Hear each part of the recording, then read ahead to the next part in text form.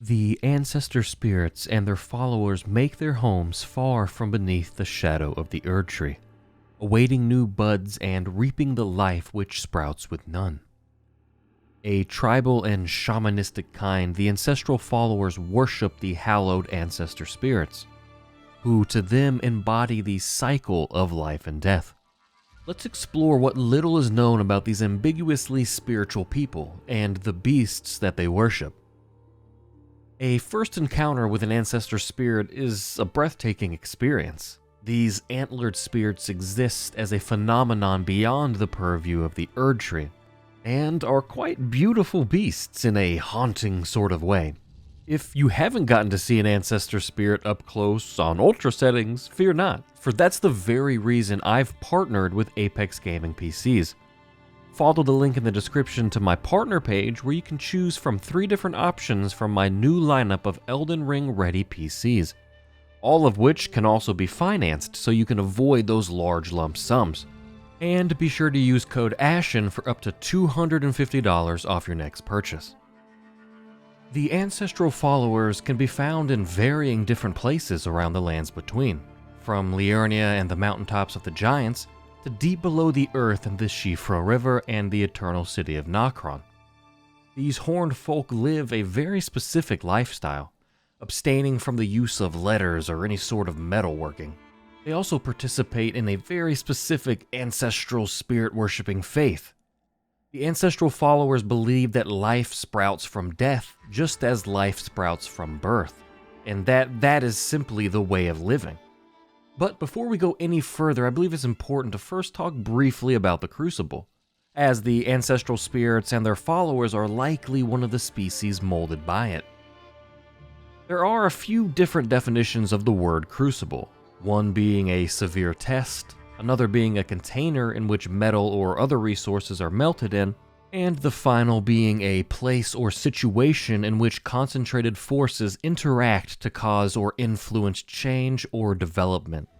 I think the latter describes the crucible of life mentioned in Elden Ring, though I suppose you could argue that a crucible container could also be a place to change or develop something, but I digress. The Crucible is the primordial form of the Erd Tree and is close in nature to life itself, and it's even considered an ancient holy essence. The Crucible shaped the life that would become in the lands between. And we learn from the Crucible talismans that though in ancient times the Crucible was viewed as a signifier of the divine, that now that civilization has advanced, it's viewed with increasing disdain as an impurity. That's why the misbegotten are held in punishment for making contact with the Crucible.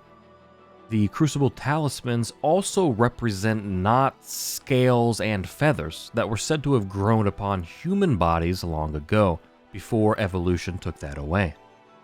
That leads back to my belief that the Ancestral Followers are a race conceived from the Crucible, as we've learned that the early races would often have things growing from them that would eventually evolve away.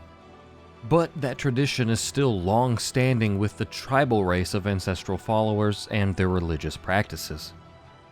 The focal point of this religion is the budding horns, which will begin to sprout upon beasts that typically do not bear horns. And these horns are also believed to be a vestige of the primordial Crucible. This is the beginning of an ancestor spirit's metamorphosis, if you will, as the Ancestral Followers believe that the budding horns of a long-lived beast will continue to bud like antlers, repeatedly over and over again, until one day the beast becomes an ancestral spirit. As previously mentioned, the Ancestral Followers live far from the Erd Tree, and they do so intentionally to await new buds, which they believe are certain to sprout from their own flesh, as well as their very souls. We know that souls are meant to return to the Erd Tree upon their body's death, which is why I believe the followers reside so far from it as a means to circumvent that. The ancestral spirit's horn tells us that new life grows from death, and that from death one obtains power. The power from the death the ancestral followers seek is that of sprouting new buds, as that new life grows from that death. And they seek to keep their souls from returning to the Erd Tree, as they know that these buds can grow from their souls as well. Doing so allows for more bud opportunities, and more buds means more potential ancestor spirits.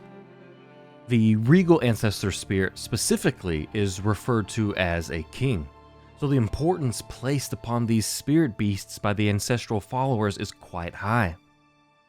But I also wonder if the ancestral followers have found a way through ritual or magic to collect souls of the nearby dead before they're able to return to the Erd Tree.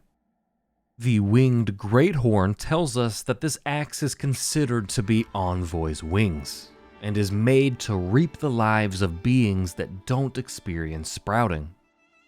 Or perhaps the intention of the axe is to simply destroy the souls of beings that aren't sprouting buds to keep them from returning that power to the Erd Tree. The winged Greathorn's Art of War Soul Stifler describes it as releasing a soul-sapping miasma. If it cannot potentially become an ancestor spirit, it seems like the ancestral followers want nothing to do with it, nor do they want to allow it to return its soul to the Erd Tree.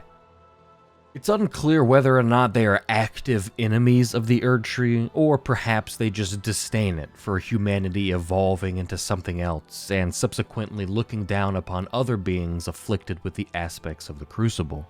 Quite possibly the Omen, but that's another topic for another time. The ancestral beasts may be the closest beings to the Crucible itself, and why they are held to be so sacred. Siluria's tree, a weapon wielded by a Crucible Knight, is a spear said to be modeled on the Crucible, as well as imbued with ancient holy essence. If we take a look at the spear, we can see antlers that appear to have grown upon themselves over and over on the spear. Much like the sprouting of new buds repeatedly like antlers being the process in which the ancestral spirits are created. They may be the purest form of the Crucible that is yet to evolve into something else. We know that the Crucible's essence was once considered holy, and is likely why these spirits are still worshipped to this day. A final question I would pose is this: is our trusty steed Torrent destined to one day become an ancestral spirit? What we know about Torrent is that he is a spectral steed, and as far as I'm aware, steeds do not typically have horns. Which brings me back to the budding horn, grown on beasts that do not typically have horns, to perhaps one day become an ancestral spirit. Pair that with Torrent's ability to double jump, leaving behind traces of faint blue magic, just as an ancestral spirit does. So, if you really think about it, we were traversing the lands between in our quest to become Elden Lord, all the while upon the back of an ancestral spirit.